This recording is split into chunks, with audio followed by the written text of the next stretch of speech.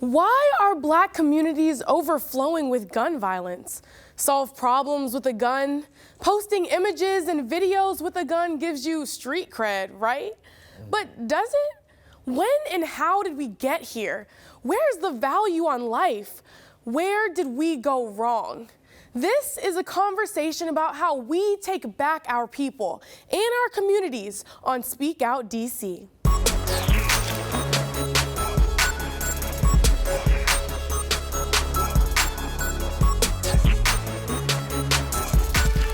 Black Americans are disproportionately impacted by gun violence.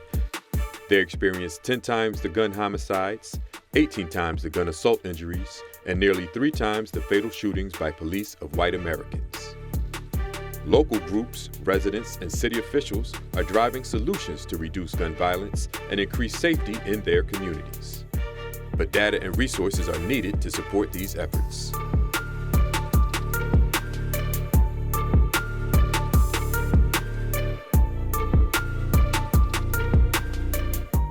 Welcome to Speak Out DC. I'm your host, DC Youth Mayor Addison Rose. Today, we're talking about young people and gun violence and what we can do to stop it. My guests from the nonprofit Mute the Violence DC are Deontay Isaac and Anthony Dickey. Also joining us from the Deanwood Radio Journalism Program are Jessica Smith and Eric Curry. Welcome to all of you. Thank you for having me. What do you all think of these stats? It's quite sickening because as a Black male myself, I understand, one, I'm a male, but also I'm a brother, I'm an uncle, I plan on being a future father. So when these statistics hit us, I'm thinking about what our numbers going to be for the future, just for us as a whole. Exactly. What do you think, Anthony? I think that if we don't take some type of preventative measures that they could possibly increase, I think that we should start to be more geared to an action plan on how we can get this thing to decrease. Mm-hmm. Yeah. One word to describe it is ridiculous. I think as a community as a whole, we already know what's at stake and we know how often this occurs. In public office or not, we should come to a consensus of what the boundaries are and how we value life. Fear puts fear in my heart. Friends, family, just people in my community, they can easily be a statistic just like that. So I think the one word that for me that can describe everything is fear. Yeah, definitely. And kind of building off of that point of fear, it's like we are all pretty much young people here today. And it's unfortunate that it seems like these statistics get worse by the year. Like, does everyone else kind of feel that fear? When would you say that fear mainly comes alive? Is it, in the area in which we live? Is it in the school setting? Does it make you all nervous going to school or having family members that are? How do you kind of feel about that kind of fear aspect of it? I'm also fearful in terms for like my nephews. They're much younger, and the future right now is in their hands. Like I'm 27, not saying that I've made it or anything like that, but I've actually made it across a threshold that's really not projected for them right now. Kids are not really living past 17, 18, 19, so if you can't really walk into the threshold of your 20s, what life have you truly lived? So I'm definitely fearful for my nephews, my family members, and you guys as family members who are young males who are products of their environment, and they only react and act off of what they see and what they hear. Exactly. So, what did you say? I think I can kind of ditto what Deontay has said. Same thing, myself. Also a little older, 28 as well. And I think that I do fear for my little nephews, and I think that younger generation, but it's more so of the lack of awareness of how detrimental what's going on at this time, basically the things that are going on, because I feel as though a lot of youth are living in the moment and they're not really cognitive, or they're not really aware of what's going on. It's kind of like when you're involved in it, it's hard to kind of look externally on what's going on, and so it takes a village, but it also takes a lot of different people to have a different outside perspective and then be able to engage to make them aware of how detrimental. Exactly. This Like, is. I've talked to other youth and teens. It's almost as if they've kind of prepared themselves for life at 18 years old or a bit above, to kind of go south or to potentially not even make it that far. And when they do, it's a bit surprising. So they almost don't strive to do a lot better than they could because they're expecting things to kind of go south by the age of like 25, which is so unfortunate. But Jessica, what do you think about it? I'm glad you touched on that because a big issue, especially in DC, is the culture of desensitization of the, the issues like that. And we have normalized these certain things, normalized our feelings, and sort of put away the fear and just put it for acceptance. And I think that a huger issue is that the demographic that is being hit by this. 2018, I think it was, or 2019, it was a young girl, 10 years old, just sprayed the whole street and she got hit. And I think that a bigger issue is that this has extended regarding people has extended past those who are, in the boundaries of what would inflict gun violence. So we would call it affiliation or some sorts, and wrong place at the wrong time, it just seems to be always that issue. And honestly, I was talking to my mother the other day, and I was talking to people who were much older, grew up in the 80s and the 90s, where it wasn't always sunshine and rainbows, but at least there was a limitation on, or a consensus of who was not to be touched. I believe in equity and stuff like that, but at one point, women and children were off limits. If you weren't in the particular issue that would incite gun violence, they were off limits. You knew that at this time, children were traveling from school and people were traveling from work, and you knew there was a certain boundary. And I think that's where we've lost the culture and lost the respect for the cultures of our communities. And this goes from Chicago to any other place, and is that we have, lost the connection, and we have lost the standards and scrutiny that we have for ourselves. Yeah. I'm glad you said that, Jessica, because my grandfather and my father always talks about like how there used to be this law, like in the streets, it used to be this law, women and children, nah. Even like sports players, like if you playing sports, we know you're gonna make it to the league, nah, cause you're gonna get out, right? And it's kind of like that just disappeared. And I don't know where it disappeared. I don't know where we kind of steered off from that. But also having this conversation with my father and my grandfather, I was like, why was there a need to be a law in the first place? Like it shouldn't have never, it should have never even been a rule to begin with. Like, cause there shouldn't have been no need to have a rule of, oh yeah, nah, women and children, nah, they good. Well, what about our brothers? But what it's about almost uncles? like it's getting worse. Like, why is it getting worse? Is it because, guns are more accessible now? Or, there's just more hate growing in everyone's hearts? I don't know. In my opinion, I think it's an indoctrination. They've been indoctrinated by their environments. And then if we want to get, a little bit deeper, it could go into we are in a capitalistic society where, if you're not literate enough as far as economics goes to have that financial literacy piece, then you find yourself in an environment where as though you're kind of like, you're surviving, and being able to live comfortably on, a salary are two different things. And then I think we have a lot of youth who parents are, go out and they work 2 or 3 jobs and they still don't make, if you are, and if you're in DC, Washington, D.C., I think the mean average for one individual is like $70,000, and in a household it's like $140,000 or $150,000. So when we talk about the geographic areas and then the demographic areas that are really taking the hardest hits, it's the communities that lack the resources. So I say the indoctrination because music is the propaganda. They're kind of pushing basically violence. It's what's in, and it's not about I guess holding someone accountable for their actions in a sense of retaliation. I think it's more about, as a youth at this time, because it's a new generation, I think it's more about who can do the most and get the most points, the brownie points, Exactly. But let's pause right there. When we come back, we're going to talk about peers, music, entertainment, and other external factors that may be contributing to the excessive violence in our communities. Speak Out, DC. We'll be right back.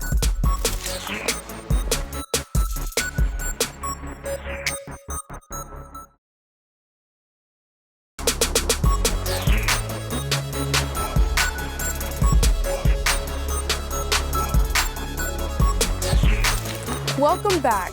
Today, we're talking about the gun violence that is ravaging our neighborhoods and what can be done about it. So, if you had to identify 2, maybe 3 things that elevated this gun problem, what would you all say that they are? It's tricky. I would say music, I would say social media, and then also the perception of what we think other people should view us as. Like you want to be hard, you know, a respect thing. And I'm not gonna feel whole as if I think as if me seeing this person being praised and worshiped for who people believe them to be. I don't feel whole unless I get that same rapport with my friends, my peers on social media. Exactly. What would y'all say? I would say it will be a shared inferiority of the community, and I would say mental health. And I also think that I would say a certain culture, generational curses. I think we always can date back for the Black community specifically 400 years ago, and you don't have to go in detail to know that that is in effect. And like you were saying, like the generational aspect of it, people are growing into these settings, these environments. They're growing up with parents who are involved in gangs and violence. Their uncles are putting them up to things. I actually just found out, or someone told me about this, that because juveniles can get like, you know, a juvenile life sentence or something, like it'll go to an extent maybe that people in gangs or up to violence in different communities will put young kids up to bad things so that they won't have to go to jail. It won't be on some sort of record. It's like they already got their 2 strikes. Exactly. I won't get my 3rd strike, so I won't be gone. Yeah, and I think the young people, what we have to, you know, toughen up and really think about this, especially those who are involved in that type of activity, is that that exact system that you were talking about is exploitation, and it's not acceptance, and it's not you leveling up in whatever it is that you're affiliated with.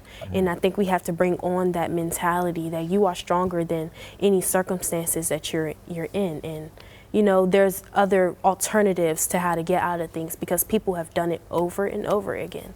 And just because the work is hard, I think a lot of young people don't get is that you do a lot more when you participate in this activity than it is to, I guess, be civil, for lack of a better word. So, yeah. I would say acceptance, greed, and power, right? I have just looking over various quantitative data, right? People like to be accepted. I've even seen some who, you know, go through different mental health disorders like depression and anxiety, or bipolar disorder. When you're down, I was reading a book. It was called How We Decide. It talked about how it referred to how when people are down, that sometimes there's a chemical that releases that just makes you want to be around amongst others and talk, right? So I feel like acceptance, because if it was a group of 5 people and we were all studying, and you knew that if you studied, you would be accepted. That I'm not saying everyone's followers, but I'm saying that the culture has a tendency to kind of follow, right? A trend. So you tend to be a product of your environment. Yep. In some senses. Impressionable. But it's kind of, yes, they're very impressionable. And the thing about it is, if you're around a lot of positive people, then what'll happen is that you'll have more people that want to do positive. You're around a lot of negative people, then what will happen is you'll have someone who want to be negative. And I'm not saying that there aren't different individuals who won't speak up, but it's almost like if we're all bad and you're the good one, you're the outcast in this room. You don't belong here, right? But if we're all good and you're the bad one, it's like you're the outcast in this room. You don't belong here. So then you follow. And then I say greed because it's kind of like it's almost like I use the analogy like a food. It's like eating a food. Sometimes you eat a piece of candy and like, well, I had one that was good. I want another one, and I want another one, right? And I say enough. power because domination. You know, domination. It speaks to that inferior piece that you talked about. Sometimes feeling inferior could make you abuse power that make you feel superior, right? So you gotta have discernment and use discretion when you do obtain such things. So and it speaks to, like you said, Addison, about them being having so much accessibility to weapons. Because now I'm a kid, I got accessibility to a weapon. I've never really been given any power, and this weapon will give me a lot of power. Yes, you're gonna do what I say, but he doesn't fully understand what can come behind his action. So I think all of you guys are right. And there was just that 14-year-old, 15-year-old that went on the bus and held a little boy at gunpoint. Yep. But sorry, That go was ahead. fortunate. I mean, it was fortunate that things didn't go in the Yes. manner that It could I think the have. gun jam. it could have Right. went so many didn't different jam. ways. But the one way that it went, I was thankful that it did go that way. Exactly. I will Traumatizing. attest to that.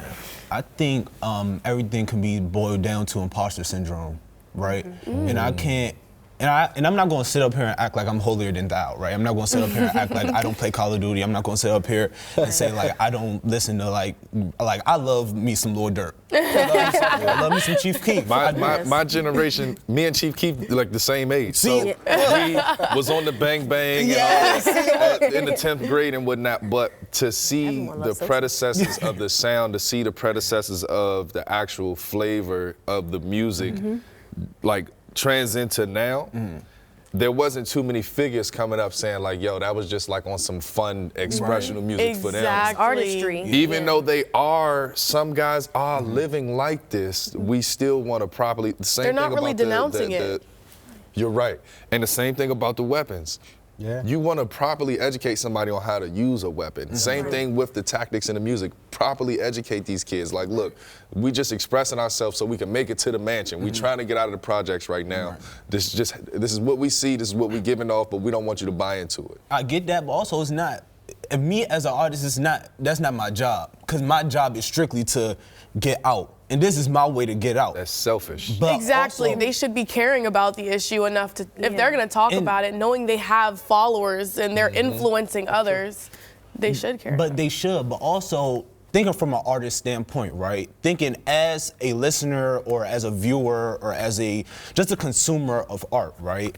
If Lil Timmy from across the street listens to my music and he not shooting up clubs or schools or whatever, why Lil John 3 blocks away doing the same thing? So just as an artist, to me, I would think that my music isn't the reason behind it if Lil Timmy not doing it, but John is. Yeah. But Yeah, I get that. Well, when we come back, Anthony and Deontay are going to give us first-hand accounts about working with today's youth right after this break.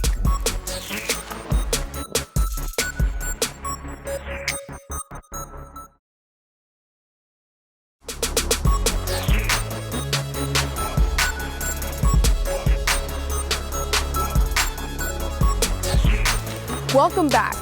Deontay, what is your one-on-one time like with the teens that you work with? Honestly, my time is amazing with the teens. Like, I understand the more and more time that I actually do spend with them, I get to see the root of their problem. I get to see the root of their aggression. I get to see the outlash, and I get to see the root of their pain.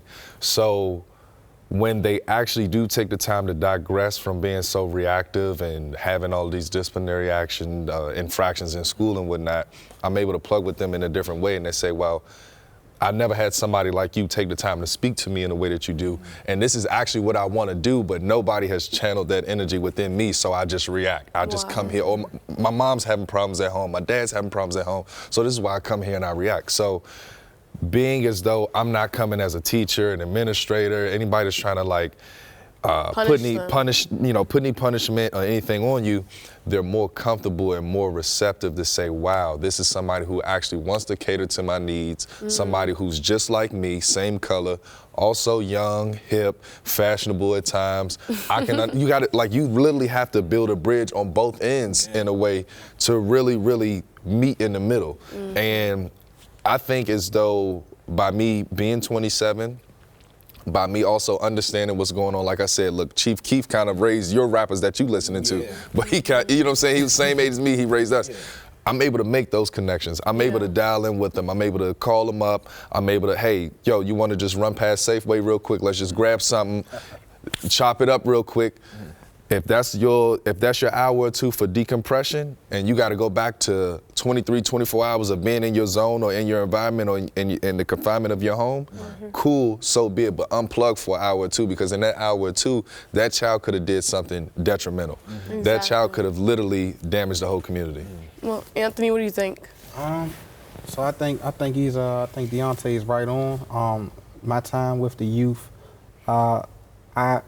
At first, I like to lead by love, you know. I like to let them know that it's an environment where they can be transparent. One of the tactics that I like to use incentives. I'm not saying that they have to be rewarded for doing the right thing, but what I am saying is that I like to show a relationship between if you do whatever it is that you want to do in your life, that there is a correlation between hard work and achieving goals. And goals could look like the fruits of your labor, right? Success. Yep, Rewards. success, yep. And I think success is a reward in itself when you're making progress to whatever it is that you want to do and be.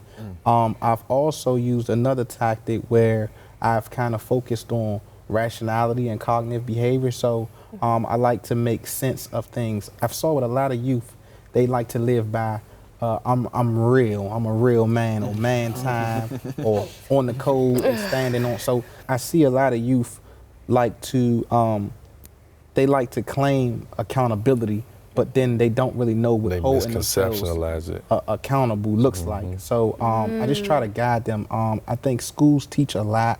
I think parents teach a lot. But when it comes to that guidance piece, like what to do if you're rejected, what to do if you don't have money and the group that you're with has money and they're all going to eat.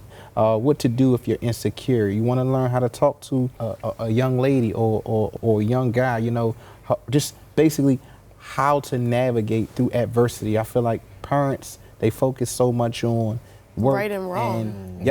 And taking care of home necessities, but they don't focus as equally or holistically on their children's mental and emotional health. So that's my piece. I try to work on that, and it works. It's very good because they get to thinking. They'll actually stop and think about certain things. So that's my thing. And this is why Mute the Violence DC is so key and profound and important in my eyes, from my perspective, because there's no script and there's no manuscript on how to be Anthony. There's no script and no manuscript on how to be me.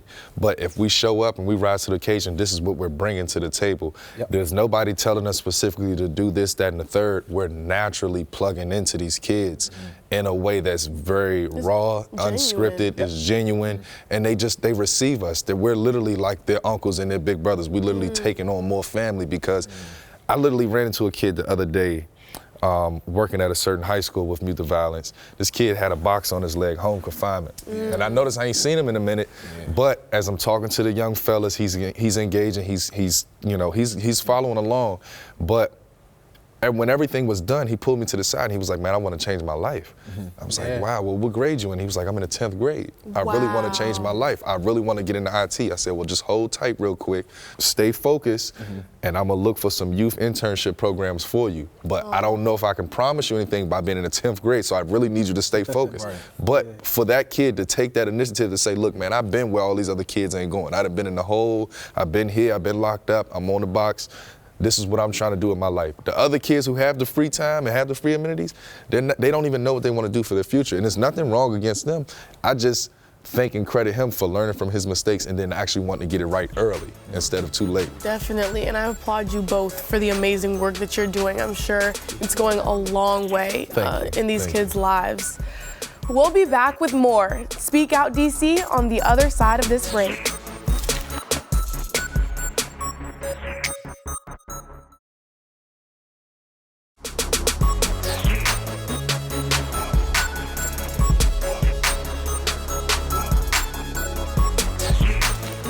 Welcome back.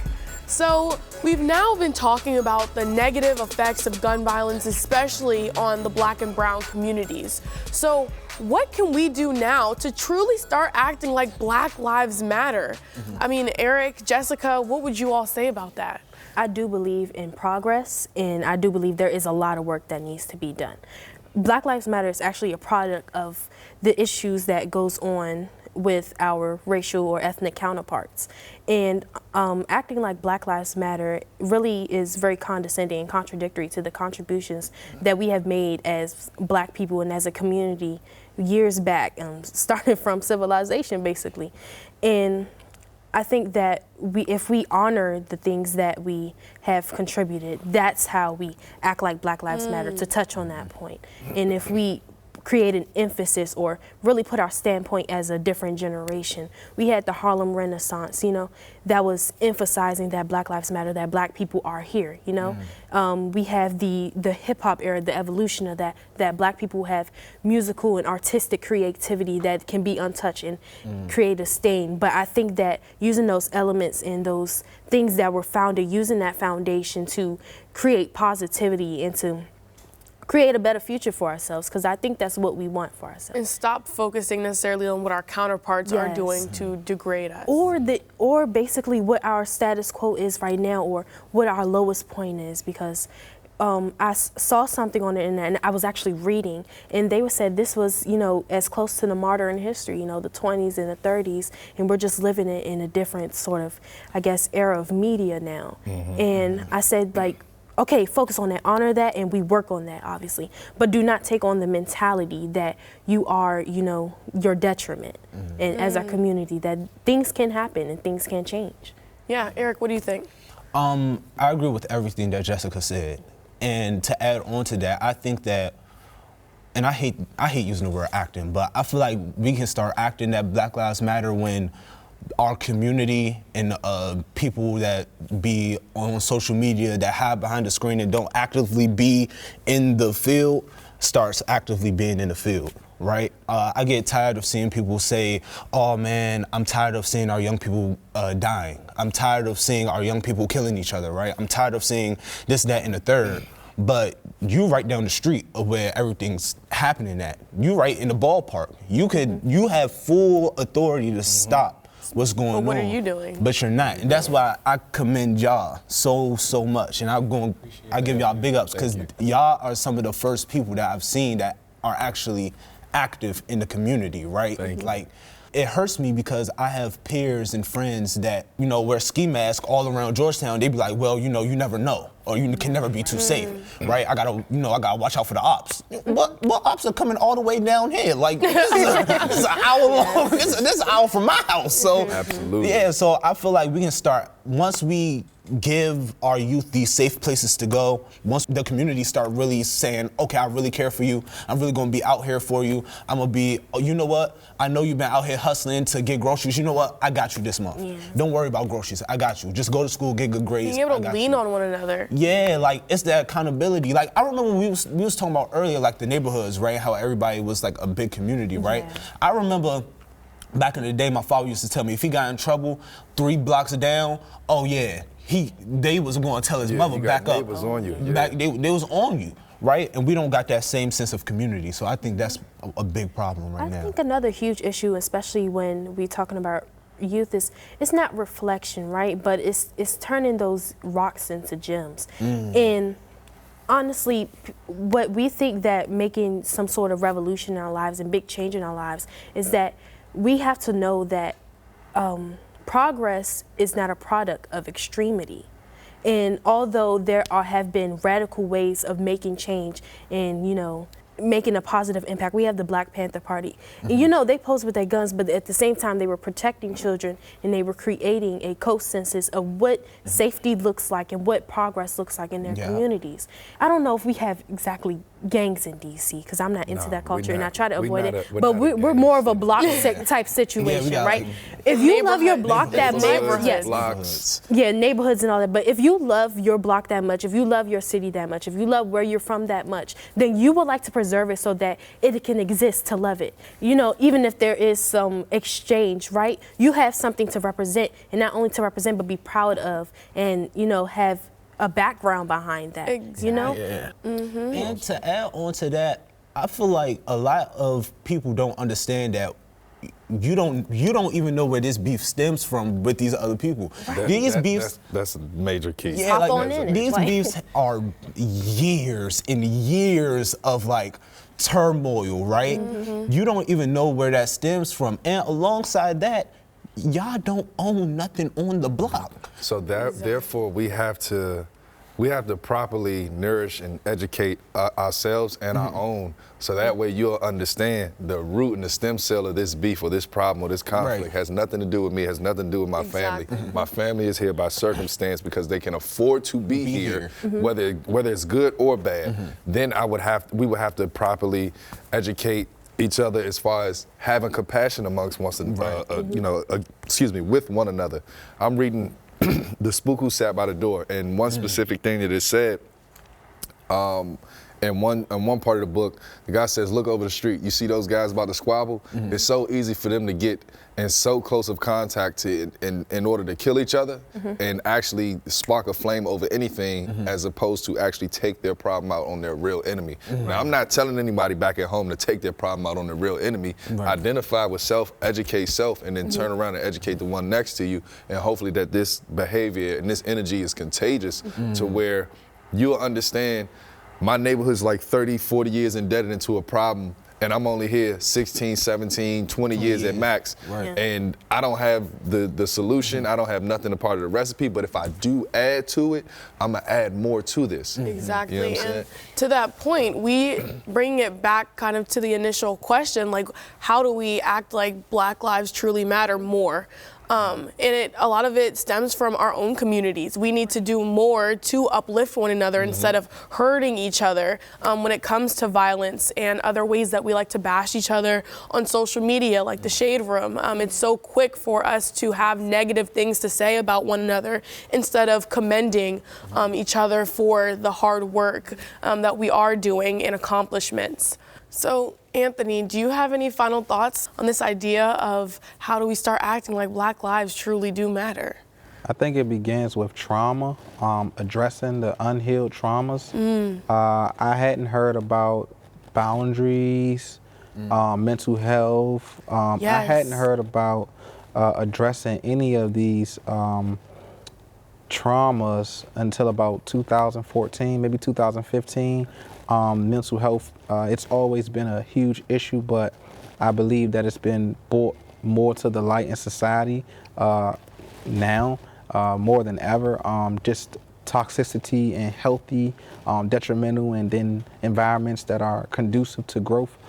So I think that if we begin to address our unhealed traumas, ones from mom, dad, different social settings, I think that we can begin to create a culture that isn't as desensitized, and I do believe that we could learn how to be more empathetic and sympathetic to one another's issues and problems. I also feel like Black lives have always mattered and been important, but if us, and when I say us, I mean the culture and the ethnicity group of African Americans, or just any different race for that matter, don't begin to take their own people serious, then how can anyone else begin to do the same? So first I have to learn to love myself, then love my brother, and then we can create a loving culture. So I said it before, that it's really about, love. If we can learn to love one another and address our unhealed traumas and not gaslight or love bomb. Or tear each other down.